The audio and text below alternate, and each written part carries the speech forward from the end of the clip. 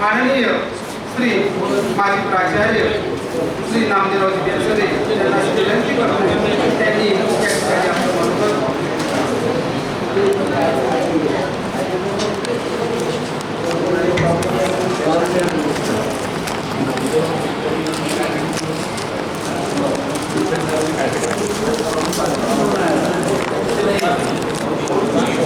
नमस्कार सगळ्यांना. आजच्या सेवानिवृत्ती निमित्त आयोजित कृतज्ञता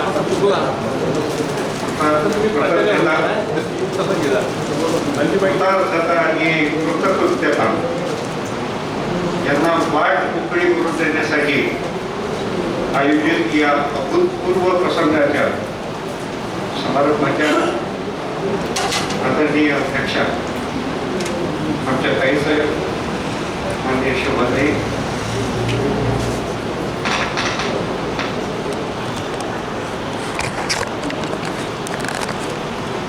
ज्याचा सत्कार किंवा ज्यांच्या प्रती आपण ही कृतज्ञता व्यक्त करत आहोत ते खरं म्हणजे एक दिवस आधी त्याला ते पूर्णतः सेवानिवृत्त होतील. ते आमचे एकेकाळचे विद्यार्थी डॉक्टर हरिभाऊ नेरुळकर, त्यांच्या सहधर्मचारिणी सौ गीताताई नेरुळकर. या कार्यक्रमाला आवाज घेऊन विशेष उपस्थित असणारे माननीय श्री प्रदीप भाऊ काळे, श्री संदीप भाऊ काळे, माननीय सेक्रेटरी साहेब धनवटे साहेब, त्यांचं नाव मी पर्याय मानतो की the man who has really instrumental in bestowing this privilege upon me. Professor आमचे छोटे बंधू आणि परममित्र प्राध्यापक, प्राचार्य, प्राध्यापक या सर्व भूमिका यशस्वीपणे पार पडणारे आमचे मिलिंददादा पाटील, त्याच्यानंतर भुयार साहेब, गोंबळे साहेब, त्याच्यानंतर आम्ही सोबत प्रवास केला बुद्धे साहेब, मला वाटते दीपक भाऊ चौहान, हे आमचं अतिशय आदरपूर्वक ज्यांचा नेहमी उल्लेख होतो. आपल्या सर्वांनाच उपस्थित सर्व बंधू भगिनी, आजच्या या सत्कार समारंभाला म्हणजे हरिभाऊंचा म्हणजे आज क्लिअर झालं की मी बिर्ला महाविद्यालयामध्ये जेव्हा प्राध्यापक म्हणून रुजू झालो तेव्हा पहिल्या वर्षी माझं पहिलं वर्ष आणि त्यांचं BScचं ते शेवटचं वर्ष मला ते 1982 असावं. त्या वर्षी ते माझे पासिंगमध्ये विद्यार्थी झाले, म्हणजे फक्त एक वर्ष ते माझे विद्यार्थी होते जेव्हा मला शिकवण्याचं सौभाग्य लाभलं. फक्त एक वर्ष. हे जर समजा पूर्ण 4 वर्ष जर लाभलं असतं सर, तुम्ही एका वर्षामध्ये 19 वर्ष प्राचार्य राहिले, तर 4 वर्ष जर शिकवलं असतं 80 वर्ष किती वर्ष प्राचार्य त्याच्यामुळे मी फक्त 2 वर्ष प्राचार्य होतो, तुम्ही 19 वर्ष प्राचार्य. म्हणजे आजपासून अगदी 5 वर्षाच्या अगोदर सर, त्यावेळेला 30 जून हा दिवस रविवार आला होता, ही तारीख रविवारी आली होती. त्यामुळे तो कार्यक्रम 1 जुलैला घेण्यात आला.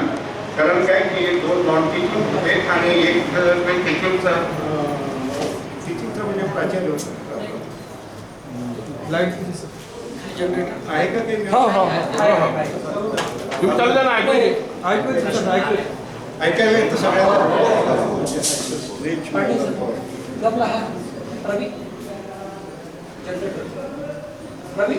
तर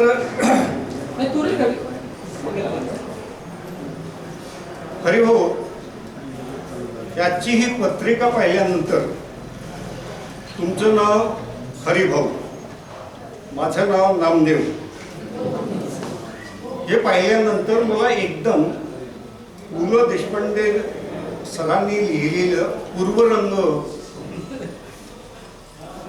हे प्रवास वर्णन आणि त्यातला एक अनुभव आठवला. कदाचित आपणही वाचलं असेल की त्यांचा अनुभव असा होता की ते जेव्हा व्हिजा काढायसाठी एका परकीय विदेशी एम्बेसीच्या ऑफिसमध्ये जेव्हा गेले आणि त्यांना नाव विचारलं, नाव असं होतं पुरुषोत्तम लक्ष्मण देशपांडे. तर पुलंच्या शब्दात ती सुवर्णकेशी टंकलिपिका तिने माझ्याकडे असा जळजळीत कटाक्ष टाकला की आजकाल कोणत्या नावाचे म्हणजे पुरुषोत्तम लक्ष्मण देशपांडे या नावाचे लोक सुद्धा म्हणजे गरीब माणसाचे नाव या नावाचे लोक सुद्धा विदेशी प्रवास करायला लागले आणि विमानामध्ये बसायला लागले. तर आपले हे दोन नावं जे असे आहे की साधारणतः याच्या आधी हरिभक्तपराय हे शोभते उपाधी, पण या नावाची लोक विज्ञान महाविद्यालयाचे इतके सक्षम प्राचार्य होऊ शकतात हे जर मला माझी अशी विनंती आहे सर्व आयोजकांना की ही पत्रिका व्हायरल करावी आणि अशा नावाचे जे काही आज युवक असेल त्यांच्यासाठी ते प्रेरणादायी ठरेल आणि पुढच्या पिढ्यांमध्ये सुद्धा आई वडील हे नाव ठेवणं सुरू करतील. तर एनिवे हा झाला एक विनोदाचा भाग. खरंच कौतुक करावं तेवढं कमी आहे. साधारण असा प्रकार असतो किंवा जाणाऱ्या आणि सेवानिवृत्त होणाऱ्या व्यक्तीबद्दल शक्यतो चांगलंच बोललं जाते, परंतु ज्या तळमळीने लोक बोलत होते, जे अंतकरणातून येणारे शब्द आणि मुखातून येणारे शब्द याच्यामध्ये जो फरक असतो तो सहजपणे ओळखता येतो. तर या अभूतपूर्व कार्यक्रमाचा म्हणजे विद्यार्थी म्हणून मी 1 वर्ष म्हणजे आमच्या फक्त 2 वेळा भेटी झाल्या या 40-45 वर्षाच्या काळामध्ये. एकदा एका कॉन्फरन्समध्ये आमची भेट झाली सरांची आणि त्याच्यानंतर आज खरं म्हणजे मिलिंद पाटील साहेबांना मिळाला. तर अतिशय अभ्यासू व्यक्तिमत्व, अतिशय हुशार, अतिशय तर्कशुद्ध काम करणारा माणूस म्हणून हरिभाऊंची ओळख आहे. तरी आता ही 1983 साली नागपूर विद्यापीठ आणि अमरावती विद्यापीठ हे वेगळे झाले आणि त्याच्यामुळे थोडासा हा संपर्क कमी झाला. मला असं वाटते शोभाताई आणि भैयासाहेब आपण यांच्या अंगावर प्राचार्य पदांची जबाबदारी सोपवताना कदाचित असा विचार केला असेल जसा सोनियाजींनी डॉक्टर मनमोहन सिंग साहेबांच्या खांद्यावर पंतप्रधान पदाची जबाबदारी सोपवताना केला असेल. अगदी तशा अतिशय सोजवळ, निष्पाप, निष्कलंक चारित्र्याचा माणूस प्राचार्यपदी 19 वर्ष राहतो. तर कदाचित प्राचार्यांची एका परिषद जर झाली तर म्हणजे सुनील गावस्कर त्या समोर 2 T20 खेळणारा एखादा क्रिकेटर अशी तुमची आणि माझी म्हणजे तुम्ही माझे गुरु नाही परमगुरु ठरले असते. एवढा तुमचा काय म्हणताय ती योग्यता आपण सिद्ध केली. खरंच आपल्याला मी मानाचा मुजरा करतो, आपल्या योग्यतेला मानाचा मुजरा करतो. आणि यासोबतच खरं म्हणजे असं असतं की भौतिकशास्त्र हा विषय आहे विद्यार्थी म्हणून, मग त्याचा प्राध्यापक म्हणून, मग त्याच्यावर प्राचार्य म्हणून हे सगळं करत असताना हे सगळं केल्यानंतर काही बाकीचे काही उपद्व्याप किंवा उपक्रम राबवण्यासाठी जी ऊर्जा पाहिजे ती शिल्लकच राहत नाही. म्हणून बहुतेक या विषयाचा प्राध्यापक आणि प्राचार्य जो होतो तो बहुतेक असा काय म्हणता येईल एक वचनी आणि अतिशय शिस्तप्रिय आणि सक्षम असतोच असं आपण म्हणजे तुमच्याबरोबर मी पाठवतो घ्यायला हरकत नाही. या सगळ्या गोष्टीचा म्हणजे गीताताईंनी बजावलेली भूमिका ही खरंच अनुकरणीय आहे, प्रशंसनीय आहे आणि तुम्हाला सुद्धा काही मनाचा मुजरा. एक सॉक्रेटिसचं एक वाक्य आठवतं मला, म्हणजे विवाह करणाऱ्या लोकांसाठी, इच्छुक उमेदवारांसाठी सॉक्रेटिसचा एक संदेश आहे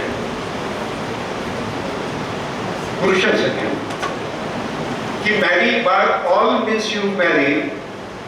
लग्न करायचं आहे, खुशाल लग्न करा. If you get a good wife you will be a happy man. And if you get a bad one, you will be a philosopher or scientist. तर गंमत अशी आहे की we have always seen you, we have always known you, not as a scientist or a philosopher, but as a very, very happy man, despite being scientist and partly a philosopher. तर आपण relativity सारख्या विषयावर PhDचं संशोधन केलं. म्हणजे काही आता वेळ खूप झालेला आहे, त्याच्यामुळे मी ते काय थोडक्यात माझं भाषण संपवण्याचा प्रयत्न करतो की अल्बर्ट आईन्स्टाईन यांच्या नावाची मी थोडीशी लिबर्टी घेतो. त्यांचा आणि माझा तो विषय राहिलेला आहे.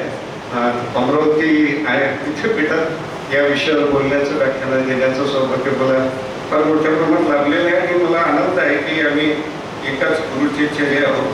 आता ते परडे साहेब सुद्धा योगायोगाने काय म्हणता येईल की ते मला त्यांचे जावई मानतात. म्हणजे माझी पत्नी त्यांना दादा म्हणते आणि आता तर बाकीचा प्रणानुबंध किंवा नातेवाईक सांगण्याची गरज नाही. ते उपस्थित म्हणजे I was delighted to know that to grace the occasion but somehow couldn't make it to. तर हे सगळं चालू असताना आईन्स्टाईन साहेब थोडक्यात सांगतो की ज्यांनी म्हणजे विज्ञानाच्या लोकांनी ऐकलं असेल की सर अल्बर्ट आईन्स्टाईन या माणसाची म्हणजे त्यांनी दिलेली रिलेटिव्हिटीची थिअरी ही इतकी आउटलँडिश किंवा इतकी एक्स्ट्रा टेरेस्ट्रियल अशी लोकांना वाटायची की दुसऱ्या ग्रहावरचा माणूस आला. म्हणजे मानव जातीच्या इतिहासातला सर्वोच्च कळस म्हणजे त्याची रिलेटिव्हिटीची थिअरी. काही 1905 साली ही रिलेटिव्हिटीची थिअरी आईन्स्टाईन साहेबांनी लिहिली. तेव्हा ते 26 वर्षाचे होते. नंतर ते दुसरं महायुद्ध आलं, हिटलर आले जर्मनीमध्ये आणि ते अमेरिकेमध्ये गेले 1932ला. 1943-44 साली दुसऱ्या महायुद्धाच्या मदतीसाठी अमेरिकन सरकारने त्यांना पैशाची मागणी केली की सर काही थोडंफार कॉन्ट्रीब्यूट करा. त्यावेळेला त्यांनी सांगितलं की मी एक मास्टर माणूस इकडून तिकडे बोलून भटकतोय, माझ्याकडून पैसे तर नाही गड्या तुम्हाला आणि तुमची जी गरज आहे तितके पैसे नक्कीच नाही. तर त्यावेळेला त्यांनी अशी विनंती केली की सर तुम्ही हे 44ची गोष्ट 1905 साली तुम्ही लिहिलेला स्पेशल थिअरी ऑफ रिलेटिव्हिटीचा पेपर आम्हाला द्या. म्हणजे तो छापून आला आणि मी फाडून फेकला. म्हणजे सर पुन्हा लिहा. तर तो 28 पेजेसचा तो एक पेपर होता साधारण. तो पेपर आईन्स्टाईन साहेबांनी पुन्हा लिहिला, अमेरिकन सरकारच्या हवाली केला आणि 1943-44 साली तो मधला काळ, त्या काळात अमेरिकन सरकारने हा पेपरचा ऑप्शन केला आणि त्या ऑप्शनमध्ये त्या पेपरची किंमत 65 लक्ष अमेरिकन डॉलर 1944 साली आहे. 6.5 मिलियन अमेरिकन डॉलर्स ही 1944ची आहे. चलो हे मी एवढ्यासाठी सांगतो की एवढं प्रचंड सेलिब्रिटी स्टेटस आतापर्यंतच्या काळामध्ये मानवाच्या पूर्ण इतिहासात कोणालाच लाभलं नाही. मी मॅडम गीताताई तुम्हाला ही एवढ्यासाठी सांगतो की 14 फेब्रुवारी 1914 रोजी आईन्स्टाईन साहेबांच्या पहिल्या पत्नीने त्यांच्यापासून डिव्होर्स घेतला आणि ज्या वेळेला डिव्होर्स घेतला मी त्या माऊलीला दोष देत नाही. जेव्हा डिव्होर्स डॉक्युमेंट साईन होत होते divorce papers or documents were being signed, that lady had put up two conditions. दोन conditions होत्या. पहिली कंडिशन ही होती की I shall retain the name Mrs. Einstein even after the judicial separation. Divorce जरी झाला तरी त्याच्यानंतर माझं नाव मिसेस आईन्स्टाईनच असेल. साहेब म्हणाले हो बिलकुल काहीच प्रॉब्लेम. दुसरी अट ही होती की मला हे माहिती आहे की आज माझा नवरा ज्याची मी बायको आहे याला एक दिवस नोबेल प्राइज मिळणार आहे. आयरनी ऑफ द फेट पहा की जगातला मानव जातीच्या इतिहासातला सर्वोच्च सन्मान ज्या व्यक्तीला मिळणार आहे तो आज माझा नवरा आहे आणि त्याच्यापासून मी आज सेपरेट होत आहे. म्हणजे मानवी जीवनाच्या वेदना कशा असतात कशी, तर त्यांनी ती जी अट टाकली ती अट अशी होती की हा माझा नवरा याला नोबेल पारितोषिक नक्की मिळणार आहे. ते त्याचे मान सन्मान त्याला लखला, परंतु त्याच्या पोटी मिळणारा जो पैसा आहे प्राइज मनी आहे तो मला देण्यात यावा. आईन्स्टाईन साहेबांनी ही अट मान्य केली की मॅडम हा पैसा तुम्हाला देऊन टाकला. आणि हरिभाऊ आपल्याला ज्ञात असेल की आईन्स्टाईन साहेबांना नोबेल प्राइज 1921 जाहीर झालं आणि ते 10 डिसेंबर 1922 रोजी त्यांना प्रदान करण्यात आलं. प्रदान म्हणजे त्यांना प्रदान करण्यात आलं म्हणजे ते त्या नोबेल सेरेमनीला गेले नाही. ते त्यावेळेला इकडे जपानच्या टोकियो युनिव्हर्सिटीमध्ये त्यांची भाषणं ठरलेली होती. ते म्हणजे मला वेळ नाही ते नोबेल वगैरे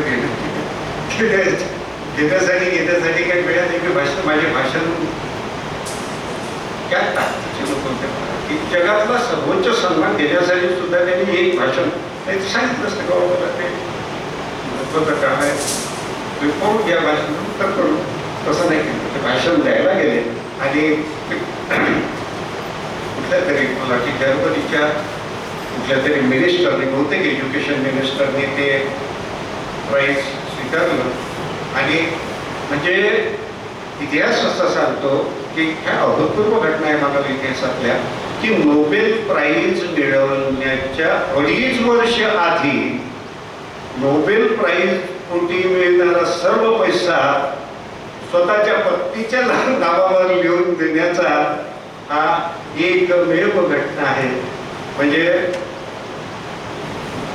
नोबेल प्राइज म्हणजे महाराष्ट्र शासनाचा पुरस्कार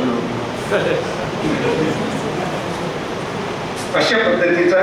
तर सांगायचं तात्पर्य तुम्हाला तुमचं कौतुक मला एवढ्यासाठी करायचं आहे की अशा पद्धतीचा म्हणजे नवरा की कम्प्लीट डेडिकेशन. म्हणजे तुमची स्थिती फार आता गंभीर म्हणजे माझ्या पत्नीची 5 वर्ष आधी झाली तशी किंवा म्हणजे परिस्थिती कशी असते की नवरा अर्धा वेळ पगार पूर्ण, आता नवरा पूर्ण पगार अर्धा. ही म्हणजे निवृत्त होणाऱ्या पत्नीची काही व्यथा आहे. परंतु ज्या पद्धतीनं तुम्ही एकमेकाशी एक सहधर्म निभावला आणि सरांना ज्या पद्धतीने आपण सहकार्य केलं त्यामुळे हे सगळं साध्य करू शकलं. त्याचं आपलं दोघांचंही आणि विशेषतः ताईंचं अतिशय मनपूर्वक अभिनंदन करतो आणि आपण बजावलेल्या भूमिकेला पुन्हा सलाम करतो. तर हरिभाऊ हे सगळं करत असताना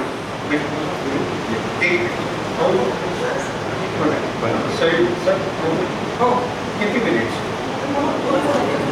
नाही मला थोडंसं समोरच्या लोकांचं तिकडे जेवणाची ताटी तयार आहे थोडंसं बोलून घेतो कारण जास्त काय हे एवढ्यासाठी बोलत होतो की आपण स्वतःला किती भाग्यवान समजायला पाहिजे.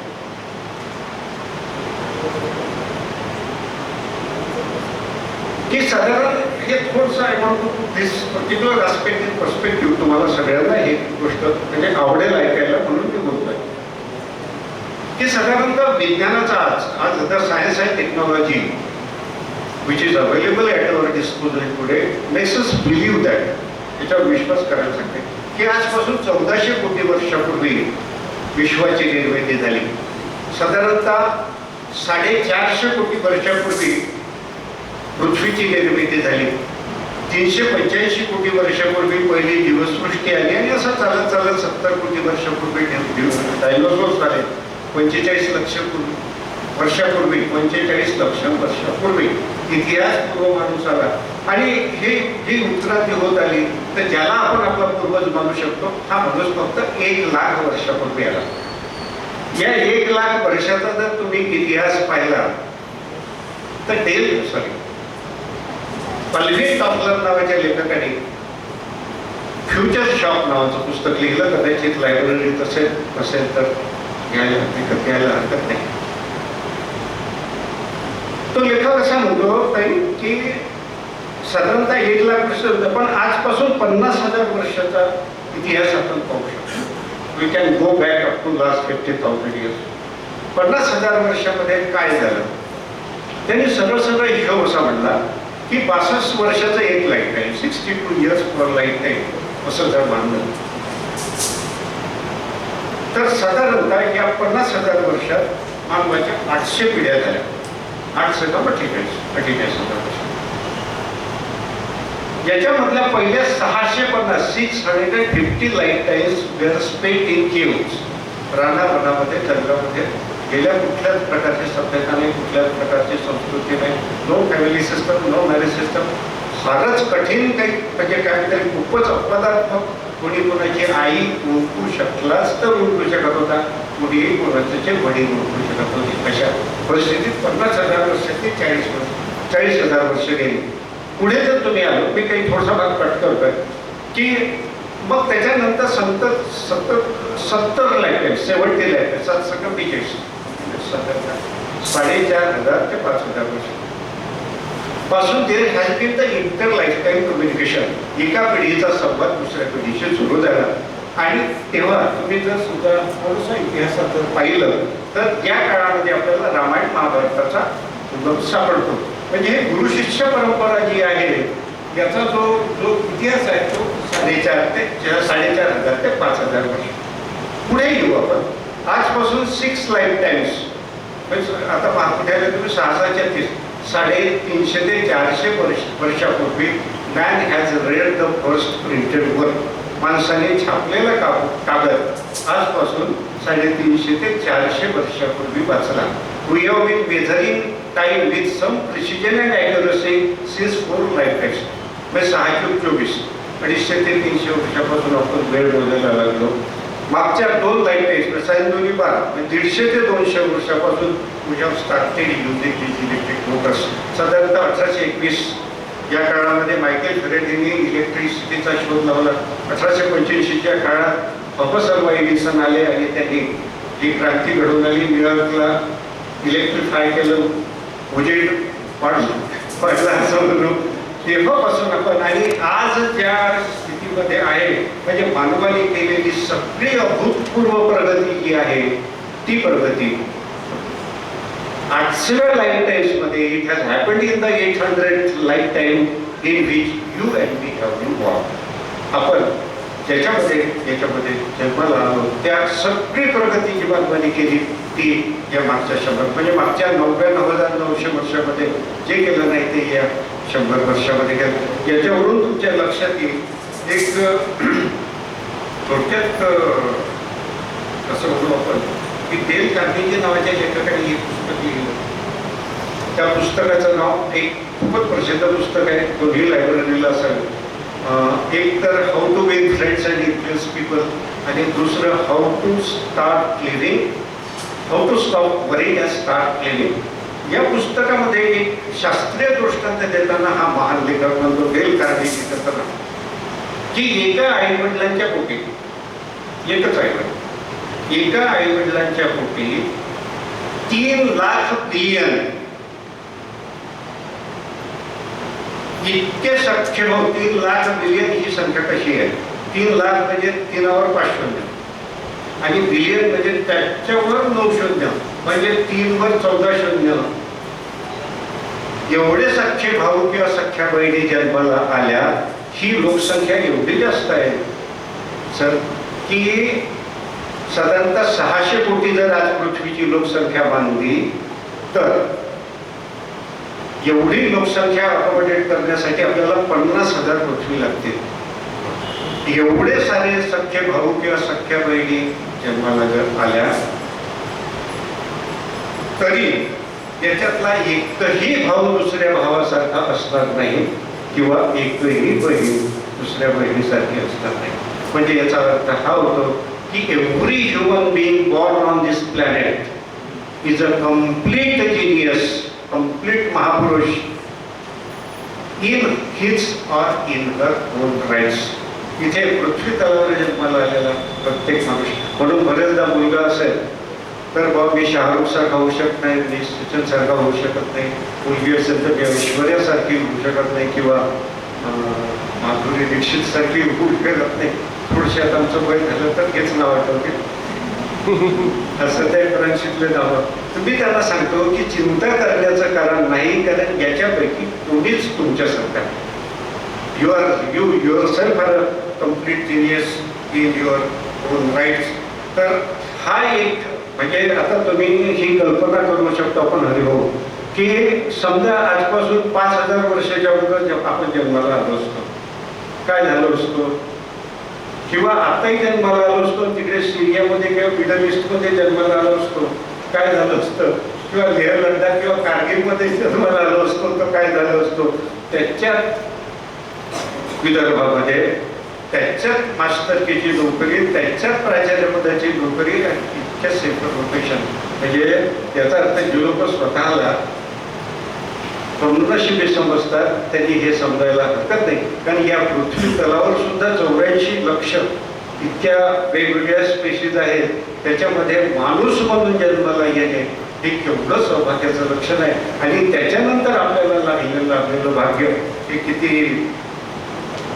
किती दुर्मिळ किंवा लौकिक आहे असं आपण मानायला हरकत नाही. त्याच्यामुळे मानवाला दुःखाची कारण शोधायला किंवा मी फार दुःखी आहे किंवा मी फार कमनशिबी आहे असा कधीच विचार माणसाच्या मनामध्ये येऊ नये.